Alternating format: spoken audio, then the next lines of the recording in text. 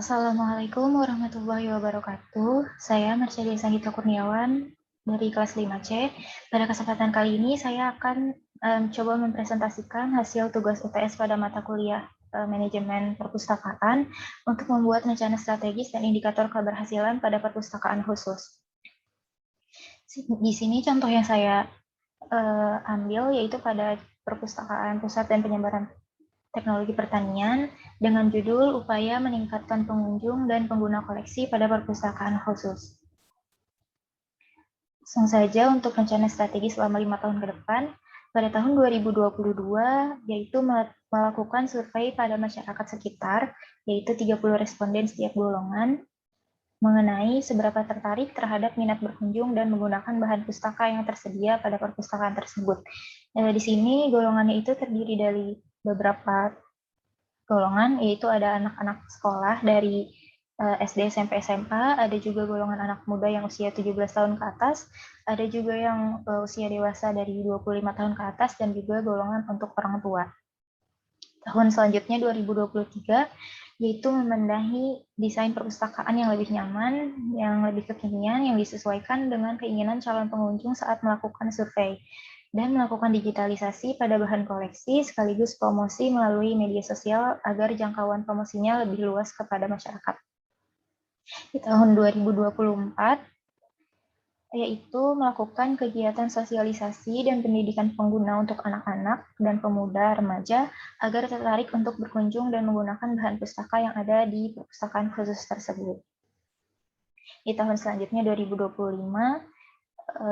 rencananya yaitu melakukan kegiatan sosialisasi dan pendidikan pengguna ke orang dewasa dan orang tua dengan mengadakan kegiatan praktik berdasarkan sumber bahan pustaka yang tersedia di perpustakaan. Praktiknya itu dilaksanakan di daerah-daerah yang masih memiliki lahan luas untuk bertani atau berkebun.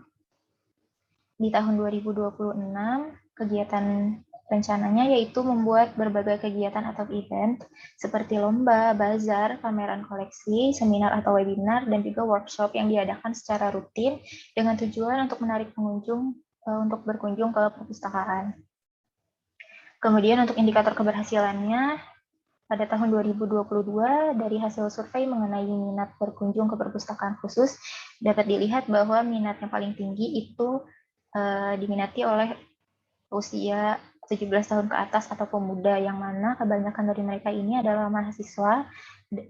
Ceritanya di sini tuh mahasiswa di IPB karena banyak ada yang jurusan pertanian dan mereka membutuhkan bahan pustaka di perpustakaan khusus tersebut. Untuk di tahun 2023 yaitu kemajuan pembangunan gedung dan penggunaan koleksi. Kemajuan pembangunannya dinilai cukup baik karena ada kenaikan kunjungan sebesar 18% berdasarkan presensi kunjungan dan juga kenaikan penggunaan koleksi sebesar 17% berdasarkan data repositori dan sirkulasi. Pada tahun 2024 yaitu kenaikan kunjungan. Setelah diberikan pendidikan pengguna, pemustaka yang berkunjung naik lagi sebesar 27% berdasarkan presensi kunjungan, dan totalnya dengan tahun sebelumnya menjadi 45%. Sedangkan untuk kenaikan penggunaan koleksi berdasarkan data repositori dan sirkulasi naik lagi sebesar 25% dan totalnya menjadi 42% dengan tahun sebelumnya. Selanjutnya di tahun 2025, kenaikan kunjungan dan penggunaan koleksi.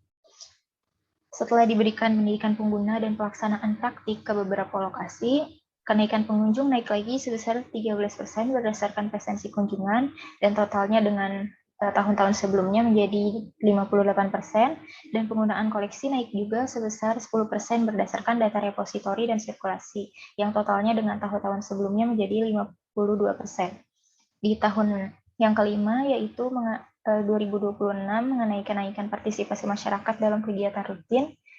Berdasarkan presensi kunjungan dan acara kegiatan rutin, pemustaka yang berkunjung semakin naik sebesar 25% dari segala golongan, yang totalnya dengan 4 tahun belakangan, dengan tahun 2026 menjadi 83%, sedangkan berdasarkan data repositori dan sirkulasi untuk penggunaan koleksi juga naik sebesar 23%, dan total dengan 4 tahun belakangan menjadi 75%. Sekian Sekian presentasi dari saya. Untuk kurang lebihnya mohon maaf. Apabila ada kekurangan, mohon dikoreksi.